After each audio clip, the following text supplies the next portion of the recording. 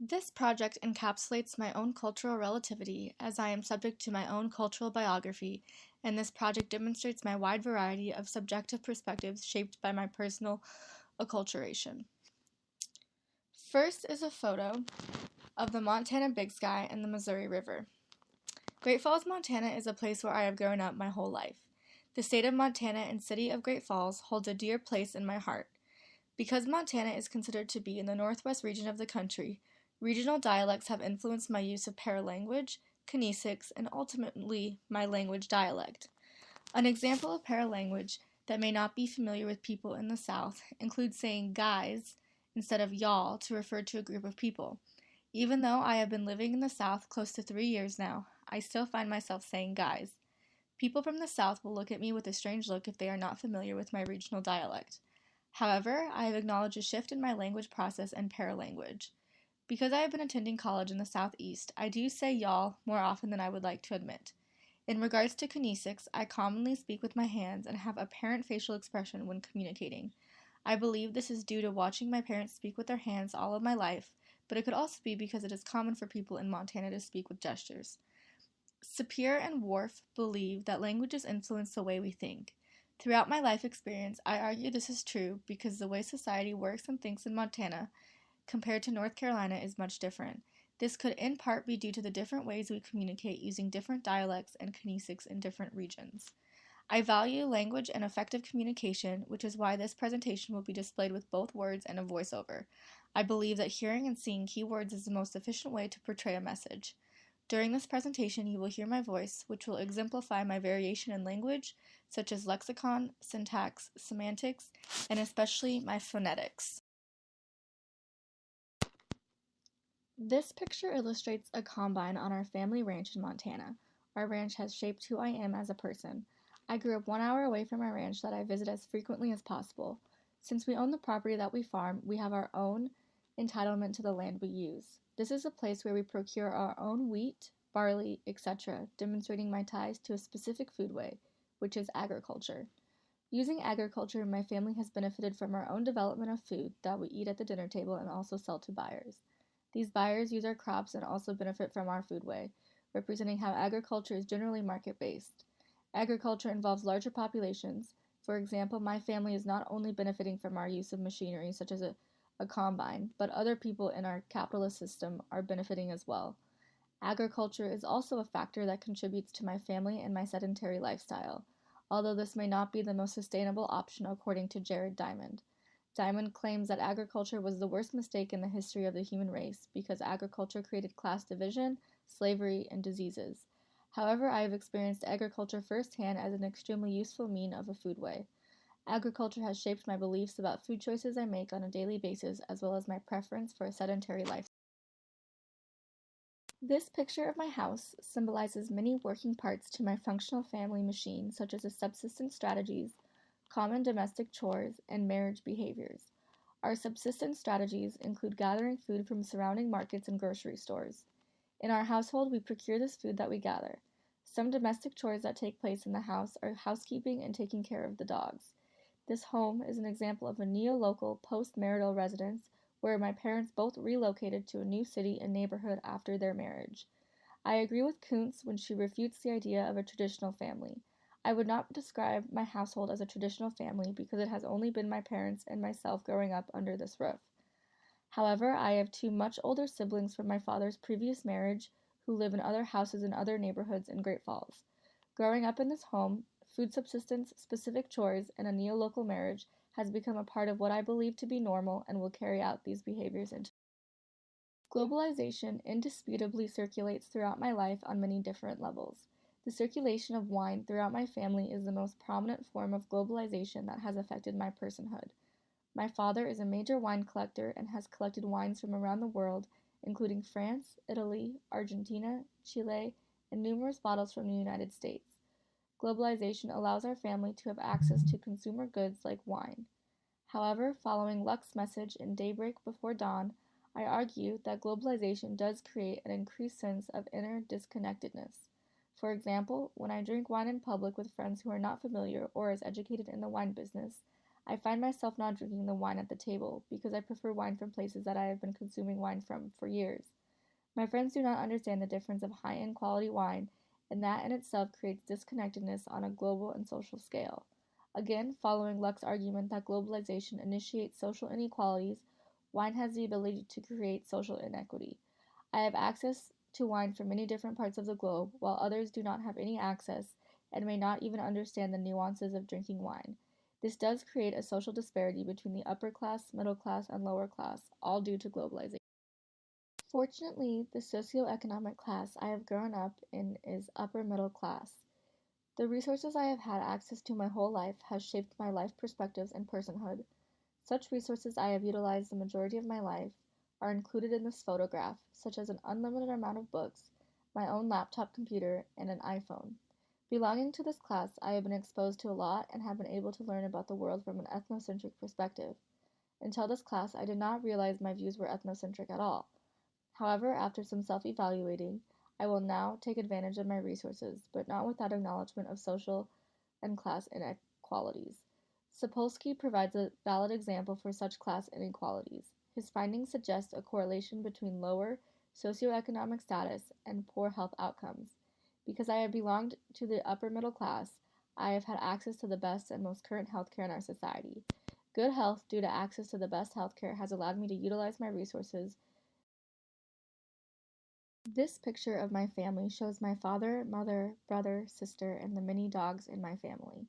My family is certainly a symbol of kinship because we are a social and political organization who organizes times to meet and gather under the same roof for holidays and family events. My brother and sister do not live in my household, so I consider my parents and I a closer knit kinship group than the five of us because my parents and I are the smallest unit of production where we meet our basic needs. Gillian states that kinship groups encompass relationships formed through blood connections, but that kinship can also include chosen kin, where group members do not have formal blood ties. My dogs prove to be an example of chosen kin, since they are technically not blood related, but are still part of my kinship because they live under my roof and contribute joy and happiness. Baseball is very much a ritual in my family and upbringing. I was taught the fundamentals of baseball since I can remember. My family is not very religious, so the closest religion that is a part of who I am is baseball. Baseball is more of a ritual than it is a religion to me. Durkheim defines a ritual not only as having religious affiliations in terms of what they do to create a common experience, but that rituals are used to create social cohesion. This is exactly what baseball has done for me. It has created family cohesion and brought forth excitement and joy in my life. Baseball is so enriched in my family and I that we always make metaphors such as "we are 0 for 3" or "we are batting 1000 right now." This picture of a Christmas present represents how I have engaged in generalized and balanced reciprocity throughout my life. These means of reciprocity are types of modes of exchange, how we make sense of social relationships, and the distribution of goods. During Christmas time, my family and I would like to say we give gifts without expecting anything back. However, balanced reciprocity is undeniable because we as a family naturally feel that we must receive something that is of equal measure of what we give. Richard Lee's article, Eating Christmas in the Kalahari, demonstrates balanced reciprocity because Lee wanted to give the Bushman a gift because of the hospitality that the Bushman provided him for an extended amount of time. So for Christmas, Lee wanted to find the best and the biggest ox to make a statement through a big gesture, ultimately shifting the balance of reciprocity between himself and the Bushman. It almost seemed as if Lee was trying to outdo the Bushman. Exchanging Christmas presents also serves as a layer to redistribution. Although my family members are not the powerful individuals collecting goods and materials and redistributing those goods to society, we are members of the society who are collecting the goods that are reallocated.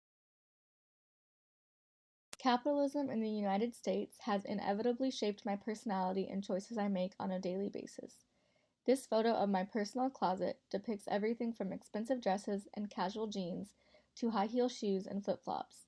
My closet symbolizes how I value and utilize the capitalist system. According to Lyon, workers are separated from the businesses they work for, so they basically sell their labor power to capitalists in the capitalism system. Constructing clothing is an example that follows Lyon's argument because the seamstresses make the clothes that big companies sell to consumers like myself. Without capitalism, I would not be able to participate in a system of exchange where goods are produced for a profit and sold on the market. By purchasing my wardrobe, I am a facilitator of the capitalist system. I have also sold my clothing and financially benefited from putting my own goods on the market. My different variety in clothing items are symbolic to how our capitalist system is a step further than just agriculture, because it is no longer kinship based but demands social inequality to function. Based on my own financial resources, I am able to benefit from capitalism in a different way than someone of lesser financial resources. This undeniably contributes to social inequity because I will at times have the newest, and some would say better brands in clothing based on my socioeconomic status. In this photo, you see different formal dress patterns. These materials represent my gender, which has been due to enculturation and socialization processes. Society has a prevailing assumption that most societies abide by a binary structure of gender, meaning there are only two categories of gender, male and female.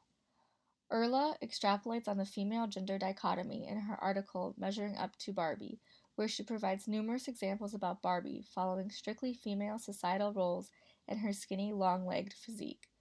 Although I do believe that there is enormous variation between male and female, I do follow this two category assumption because I identify as strictly female.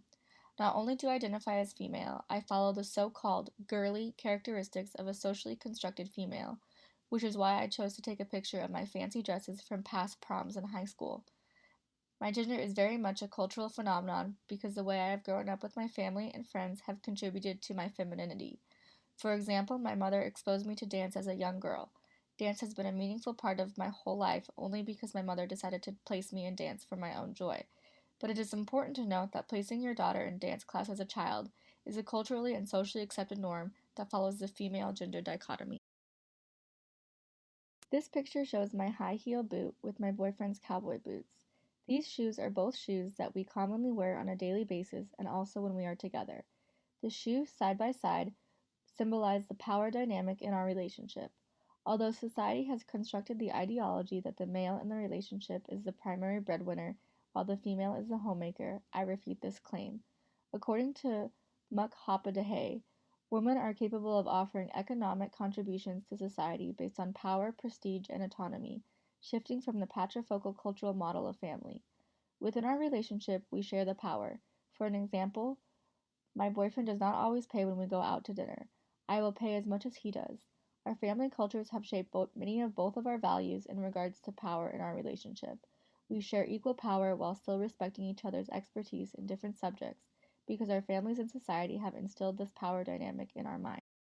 My pedagogy when ordering these photos was to start from a macro scale level to a micro scale level, since all of the anthropological concepts in this video are interwoven within each other.